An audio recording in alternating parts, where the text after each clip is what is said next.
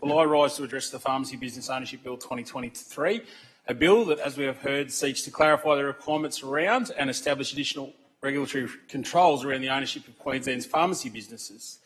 Community pharmacy businesses, which are the first line of call for our community's immediate health needs. It's our port of call when we've got a toddler with a temperature or a raging cold, or when we've run out of a Ventolin puff, are so important to reducing the impact of asthma. Deputy Speaker, with 4 young kids, I regularly make an evening dash down to the local community pharmacy to buy a bottle of Panadol or Nurofen to get on top of a teething toddler's temperature, something that I'm sure most parents can appreciate. For my community, which has a higher preponderance of older residents than many in the state, our local community pharmacies are particularly important. They are essential to dispense medicines and advice to control the chronic conditions that many suffer from in their senior years. Deputy Speaker, perhaps I didn't appreciate the importance of a community pharmacy until I was elected in 2017. But since then, what is very clear is that our community needs access to advice and care close to home, which only our community pharmacies can provide. In my electorate, one local pharmacy, the Buderim Pharmacy, has for many years provided home delivery of medicines at no cost to patients. It's an example of the difference between a community pharmacy and that of the larger chains and supermarkets. In doing so, businesses like the Buderim Pharmacy are delivering a critical service to our community, and that support means that residents are able to stay comfortably at home longer, and they can do so without additional support that they might need. And Deputy Speaker, I should note that the Buderim Pharmacy is not alone in this regard. Our local Terry Whites, our Amcals, I'm not going to rattle off all the local pharmacies, but they all share that same commitment to our local community. Deputy Speaker, we know that most community pharmacies at their heart are small and family businesses. In my role as the Shadow Minister for Small and Family Business, I've been privileged to meet with and visit many community pharmacies, from Goondiwindi to Gladstone to Cairns and Currumbin.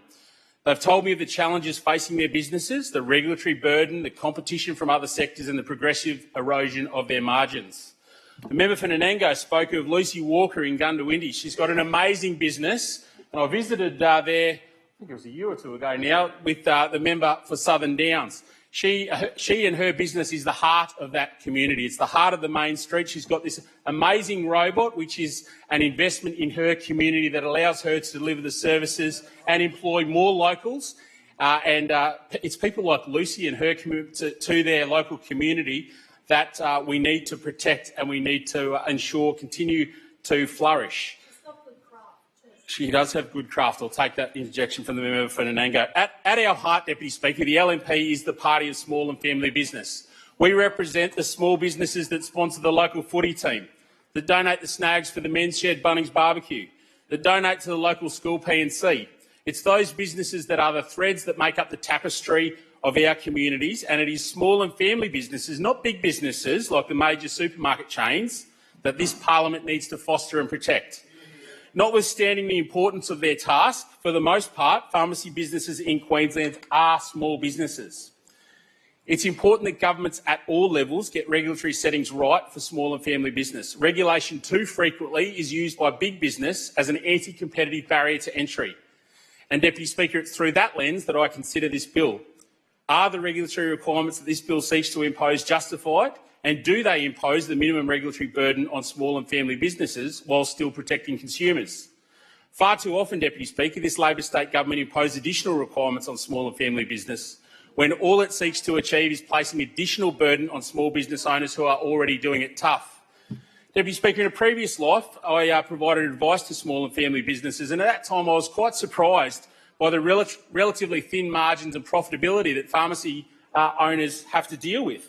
I had assumed, given that it was in the health sector, that they would be working on far fatter margins and far more profitability than many pharmacies are.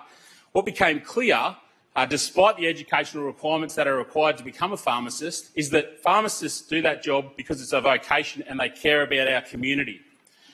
Deputy Speaker, this legislation does have the potential to be anti-competitive, and as a consequence, it may reduce accessibility for the pharmacy services our community needs.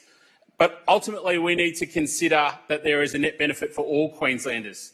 It's important that we protect and empower our local community pharmacies so they can continue the type of services I spoke about that the Buderim Pharmacy delivers for the benefit of all Queenslanders. But, Deputy Speaker, we'll be watching the implementation of this bill to ensure that it delivers better health services for every Queenslander and not less access than is currently available. Deputy Speaker, I note that a number of submitters to the bill raised concerns around the compliance burden that this legislation may place on pharmacy businesses. And it's an issue that we on this side are particularly mindful of, and it's why we've committed to re-establishing the Productivity Commission after it was shamefully cut by this Labor state government. I also note the concerns expressed by the AMAQ and the Royal Australian College of General Practitioners Queensland. They too represent key stakeholders in our health system, and it's important that we consider the second-order effects of decisions such as those we are debating here today.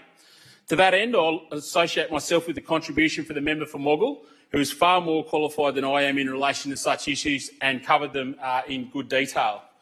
I want to address the timing of this bill. As the member for Nanango noted, the original parliamentary committee report to which this bill responds is almost 6 years old, nearly 2,000 days old. It talks to the chaos and crisis besetting this government and to their priorities, that this government would rather rename Fraser Island than address these important issues. It talks to the lack of priorities and priorities that do not address the concerns of Queenslanders. And I call on those opposite, as did the people of Ipswich and Inala on the weekend, to start listening to Queenslanders and start reflecting their concerns. So, Deputy Speaker, on that note, the LNP will not be opposing this bill, but we continue to call on the state government to place small and family business at the forefront of every decision that this government makes, because small and family business are the backbones of our community.